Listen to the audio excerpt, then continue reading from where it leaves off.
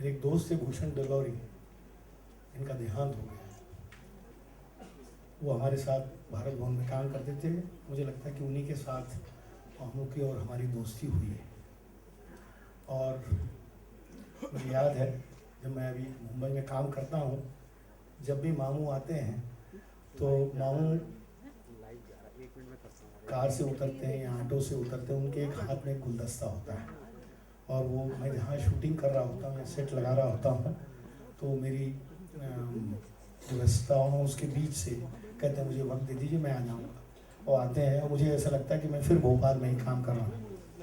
दरअसल मामू एक ऐसे व्यक्ति हैं जो हर के साथ खड़े रहने वाला व्यक्ति जो होता है वो बहुत मुश्किल होता है। एक ऐसा दोस्त है जो आपके सारे उन तकलीफ़ों के साथ और उन उत्साह और आनंद के साथ खड़ा रहे।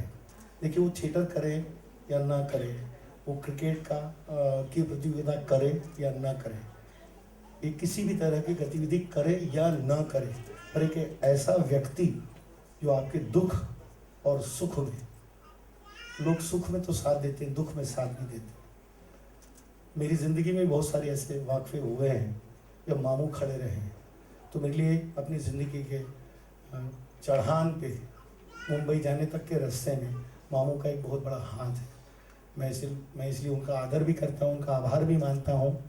और मैं जब भी उनसे मिलता हूँ, चाहे वो भारत भवन में हो चाहे बाहर हो, तो मैं अपने आप में एक एनर्जी पाता हूँ। एक ऐसा व्यक्ति है जो आपसे मिल के आपको एनर्जी देता है। इसलिए मैं और जो प्ले हो रहा है उन पे है, बेस प्ले है, तो उनकी ज़िंदगी हमने उस तरह से तो देखी नहीं है, न कभी हमसे उस तरह की कोई बातचीत की है उनकी ज़िंदगी के बारे में, पर वो हमारी ज़िंदगी के बारे में बहुत कुछ चीज़ें जानते हैं। ये बहुत मुश्किल होता है। हम कई बार सोचते हैं लोगों की ज़िंदगी के बारे में जानना, तो मुझे